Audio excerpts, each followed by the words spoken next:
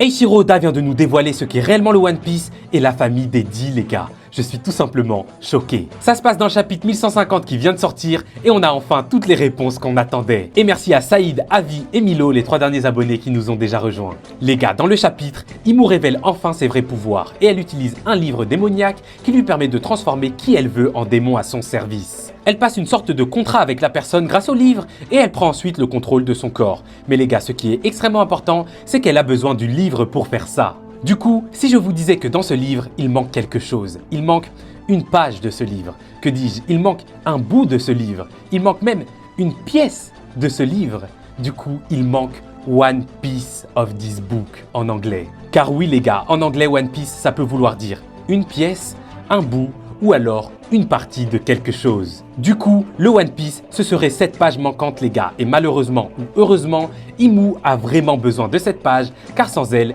il y a un peuple qu'elle ne pourra jamais transformer en démon et contrôler. Ce peuple, vous l'aurez compris, c'est tout simplement la famille des Dix. Et c'est pour ça que Imu et tout le gouvernement mondial disent que la famille des Dix sont des démons, car tout simplement, c'est la seule explication qu'ils ont trouvée. Si, sans cette page manquante, les Dix sont les seuls que Imu ne peut pas transformer en démons, alors ils sont partis du principe que c'est sûrement parce que ce peuple-là, c'est déjà des démons.